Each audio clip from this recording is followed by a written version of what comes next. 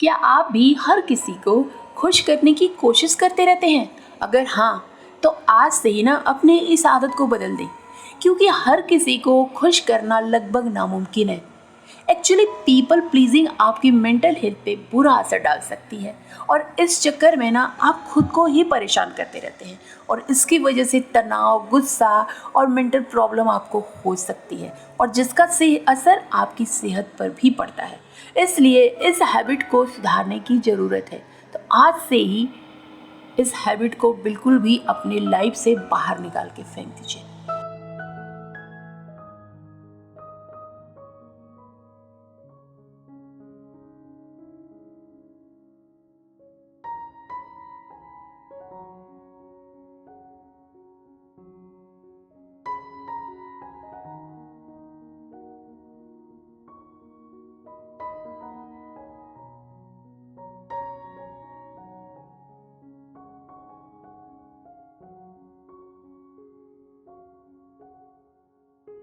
Point number 1 से self awareness.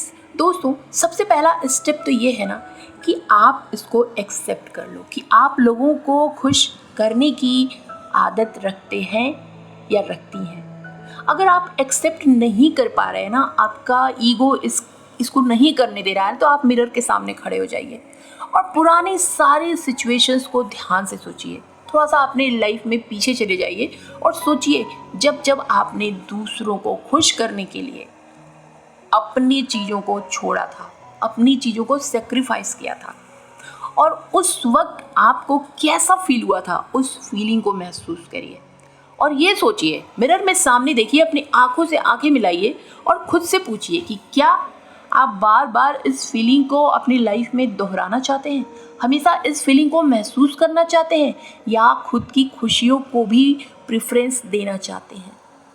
आपके mirror में जो आपकी इमेज होगी ना, वो बिल्कुल बोलेगी कि यस, खुद की खुशियों को मुझे प्रेफरेंस देना है। और सेल्फ लव और सेल्फ अवेयरनेस ही इस सिचुएशन से आपको बाहर निकाल सकती है। जब आप दूसरों के बजाय खुद को प्यार करने लगेंगे, खुद की खुशियों का ख्याल रखने लगेंगे, उसी दिन से ये पीपल प्लीजिंग की आदत आपके अंदर से चली जाएगी और तब आपकी वैल्यू भी बढ़ने लगेगी।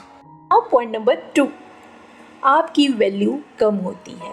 दोस्तों, जो लोग दूसरों को खुश करने के लिए जीवन जीते हैं ना, वो ना अक्सर अपनी ज़रूरतों को, अपनी इच्छाओं को दूसरे के सामने रख ही नहीं पाते और वो धीरे धीरे ना खुद के लिए जीना ही भूल जाते हैं। वो ये भूल जाते हैं कि उनकी भी कोई सेल्फ रिस्पेक्ट है, उनकी भी कुछ डिजायर्स हैं, वो सब भूल जाते हैं। मान लीजिए 2 दोस्त हैं, एक दोनों पढ़ने में अच्छे हैं, दोनों स्ट्रॉन्ग हैं, दोनों अच्छे घर से हैं, फिर भी एक दोस्त जो है ना, जो दूसरा दोस्त है, वो पहले वाले दोस्त के आगे पीछे घूमता रहता है, हर बात उसकी हाँ में हाँ मिलाता है, कभी भी वो अपना पॉइंट ऑफ व्यू नहीं रखता। अब पहले वाले को अंदर ही अंदर ये ईगो हो जाता है ना कि ये दूसरा वाला तो मेरे बिना कुछ है ही नहीं। हालांकि पढ़ने में दोनों अच्छे हैं, फिर भी पहले वाले दोस्त को दूसरे वाले दोस्त से मतलब दूसरे वाले दोस्त के लिए ये फीलिंग आ जाती है कि ये तो बिल्कुल भी मेरे बिना कुछ नहीं है और वो उसको फॉर ग्रांटेड लेने लगता है। अब जो दूसरा दोस्त है वो भी बहुत अच्छा है, पढ़ने में भी अच्छा है, सब कुछ है, लेकिन पता नहीं क्यों वो उसके आगे कुछ बोल ही नहीं पाता था। अब क्या होता है, दोनों दोस्त पढ़ रहे होते हैं, एक बार एक क्लास में जब वो जाते हैं तो पहले वाले दोस्त को उसके पेरेंट्स दूसरे स्कूल में डाल देते हैं। अब उसको क्या होता है कि ये दोस्त मेरा दूसरा वाला तो मेरे पीछे पीछे आएगा ही आएगा, मैं जहाँ जाऊँगा वो ये वहाँ आएगा, और इस गलतफहमी में वो अपने दोस्त से कहता ही नहीं है कि तू भी मेरे साथ दूसरे स्कूल में चल, एडमिशन करा ले। अब क्या होता है, एक दोस्त चला जाता है पहला वाला और दूसरा वाला दोस्त नहीं जाता है। क्यों? क्योंकि वो सोचता है कि अब मुझे अपनी वैल्यू खुद बनानी है, क्योंकि पहले वाले दोस्त ने उसको हमेशा फॉर ग्रांटेड लिया था।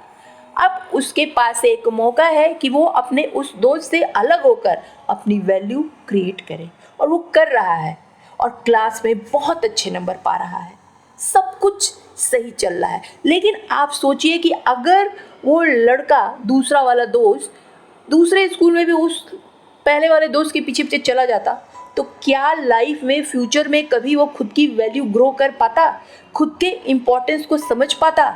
नहीं समझ पाता।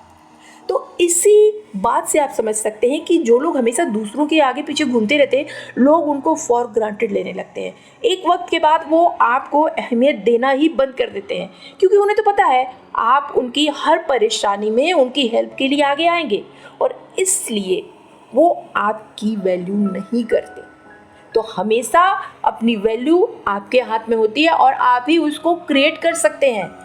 कितना किसके साथ जुड़ना है, कितना दूर रहना है, ये सब आपको खुद डिसाइड करना है। कोई और नहीं है आपकी लाइफ में ये डिसाइड करने वाला। तो अपनी वैल्यू बढ़ाएं और अपनी लाइफ में हर डिसीजन खुद लें। Now point number 3, anxiety and stress. दोस्तों, आपकी ये आदत ना आपकी एंजाइटी और स्ट्रेस का रीज़न भी बन सकती है। दूसरों की मदद करना वैसे तो आपकी मेंटल हेल्थ के लिए अच्छा होता है, इसमें कोई बुराई नहीं है, लेकिन दूसरों के मदद के दौरान ना खुद को भूल जाना आपको स्ट्रेस और एंजाइटी दे सकता है। दूसरों की मदद के चक्कर में ना खुद के लिए समय ही ना निकाल पाना, खुद की इच्छाओं को पूरा न कर पाना ना आपको अंदर ही अंदर परेशान करता रहता है। आपको अंदर से घुटन होती है। आप चाहते तो है खुद के लिए करना, लेकिन आपके पास इतना टाइम नहीं है, आप कर नहीं पाते, और ये घुटन आपको स्ट्रेस देती रहती है, जिसकी वजह से आपके मेंटल हेल्थ पे इसका बुरा असर पड़ता है। अब आप सोचिए, जब आप पूरे टाइम दूसरों के आगे पीछे घूमते रहेंगे, दूसरों के लिए काम करते रहेंगे, तो आप खुद की चीज़ों को कब सही करेंगे, खुद के लिए कुछ कब करेंगे? अपने लिए करने में भी तो टाइम लगता है। तो ये आदत अगर आपकी है तो आज ही से इसको ठीक कर दीजिए, क्योंकि आगे चल के ना आपकी मेंटल हेल्थ इससे बहुत इफ़ेक्टिव हो सकती है। नाउ पॉइंट नंबर 4, ना कहना सीखें। दोस्तों, दूसरों को बुरा न लग जाए, इस चक्कर में ना अगर आप किसी काम के लिए ना नहीं कह पा रहे हैं तो आपको सीखना होगा।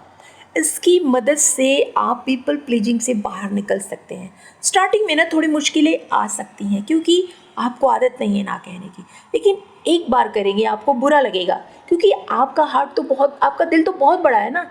आप तो हर समय दूसरों की हेल्प कर रहे हो, तो आपको बुरा लगेगा। लेकिन दूसरी बार करेंगे तो भी बुरा लगेगा, लेकिन जब 3-4 बार ऐसे आप करेंगे ना, और आपको लगेगा कि आप ना कह सकते हैं, आप खुद की वैल्यू बढ़ा सकते हैं, आप खुद के लिए टाइम निकाल सकते हैं, तो आपको अच्छा लगने लगेगा, और आगे चलकर ना यही आपकी स्ट्रांगनेस बन जाएगी। फिर लोग आपसे कुछ कहने के पहले 2 बार सोचेंगे। देखिए, दूसरों की हेल्प करना अच्छी बात है, बुरी बात नहीं है, लेकिन कोई आराम से बैठा रहे, कोई अपने लिए कुछ ना करे, और एक आदमी खुद के लिए भी ना कर पाए, वो दूसरों के लिए करते करते पागल हो जाए, ये तो गलत बात है ना। बात ये नहीं कि आपको किसी की मदद नहीं करनी है, बात ये है कि जो आराम से बैठा है और दूसरों से करवा रहा है, दूसरों की लाइफ बेकार हो रही है, उसको भी खुद के लिए कुछ करना चाहिए। और ये तभी होगा जब आप नो कहना सीखेंगे। जब आप ना कहेंगे तो उसको अपनी रिस्पॉन्सिबिलिटी का ख्याल आएगा, आप नहीं करेंगे तो वो खुद करेगा, और इस तरह उसके लिए भी आप अच्छा करेंगे ना कह के, और खुद के लिए तो कहेंगे ही। तो आज से ही ना कहना सीख लो। ये कोई बुरी बात नहीं है, ये आप उस बंदे के लिए अच्छा कर रहे हो, कम से कम उसको खुद की रिस्पॉन्सिबिलिटी का ख्याल आएगा, वो खुद अपने लिए कुछ कर सकता है। Now point number 5, create a limit. दोस्तों, जहाँ पे रिश्ते होते हैं, जहाँ पे प्यार होता है, जहाँ मोहब्बत होती है, भावनाएं होती हैं, वहाँ पे ज़्यादातर लोग लिमिट नहीं देखते। वो भावनाओं में बह के किसी को भी कुछ भी कह देते हैं, ये सोच के कि ये मेरा अपना है। सही है, बात अच्छी है, लेकिन आप ऑनेस्टली बताना कि क्या कभी आपके किसी अपने ने, जो आपका बहुत खास है, कई बारी कुछ ऐसा बोला है जो आपको अंदर से हर्ट किया है, आप दुखी हुए ना, आप याद करो, आपको फीलिंग आई होगी, सैड फीलिंग, कि इसने मुझे ऐसे क्यों बोल दिया। हाँ, बाद में सब ठीक हो जाता है, नो डाउट, क्योंकि जहाँ पर प्यार होता है वहाँ पर इतनी छोटी छोटी चीज़ें नहीं चलती। लेकिन यही चीज़ें जब हमेशा ऐसे होती रहती हैं ना, तो बाद में रिश्तों में दरार का कारण बन जाती हैं, दोस्ती में दरार आ जाती है, मोहब्बत में दरार आ जाती है। तो क्यों ना हम पहले ही अपनी एक लिमिट क्रिएट कर लें, कि अगले आदमी को भी पता रहे कि बस मैं इसको इतना ही बोल सकता हूँ, इसके आगे नहीं जा सकता। क्योंकि अपनी एक सेल्फ रिस्पेक्ट की दीवार खड़ी करनी भी ज़रूरी होती है, क्योंकि सेल्फ रिस्पेक्ट से बड़ा कुछ भी नहीं है। कोई रिश्ता कोई नहीं, सेल्फ रिस्पेक्ट सबसे बड़ी बात है। तो हमेशा ना जब भी किसी से रिलेशनशिप की स्टार्टिंग हो ना, चाहे वो दोस्त हो, कलीग्स हो, बॉस, हर कोई, किसी से भी, आप पहले ही अपनी लिमिट क्रिएट कर लें। बता दें कि ये लिमिट आपका है, इसके आगे आपको कोई हर्ट नहीं कर सकता। और फिर देखिए, आप इजीली अपनी सोशल लाइफ को बहुत अच्छे से आगे स्टैंड करेंगे और आपको कोई प्रॉब्लम नहीं होगी। लोग समझेंगे कि आपसे कितनी बात करनी है और क्या करना है। एंड नाउ पॉइंट नंबर 6, आप हर किसी को खुश नहीं रख सकते।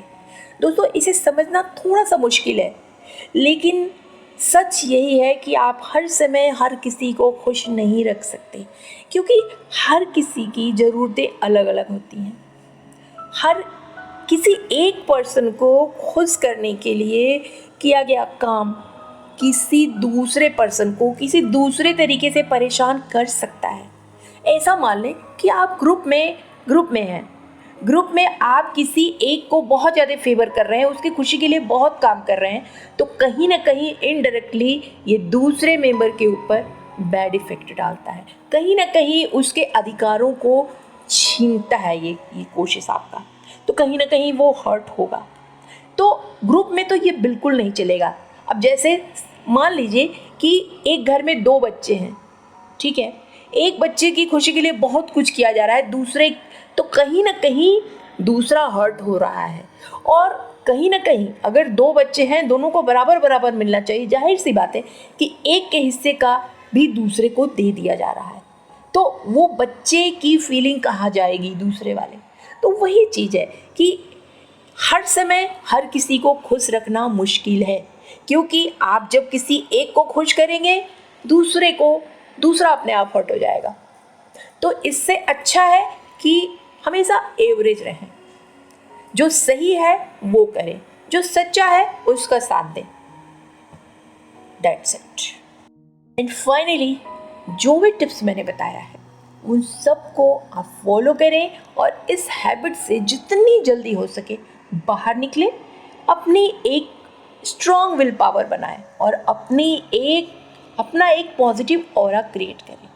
ऐसा ऑरा जिसमें लिमिट भी हो, पॉजिटिविटी भी हो, हैप्पीनेस भी हो, सेल्फ लव भी हो, सेल्फ केयर भी हो। और फिर देखिए आपकी पर्सनैलिटी क्या दमदार पर्सनैलिटी बन के बाहर निकलती है। ओके दोस्तों, तो अगर वीडियो अच्छा लगा हो तो प्लीज़ लाइक दे देना, चैनल को सब्सक्राइब कर देना, नोटिफिकेशन बेल भी दबा देना एंड अपने नियर एंड डियर को शेयर भी करते रहना।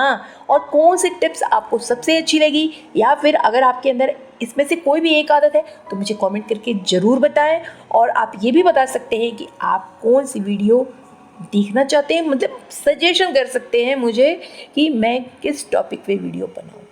तो मैं मिलती हूँ ऐसे ही किसी नेक्स्ट वैल्यूबल वीडियो में।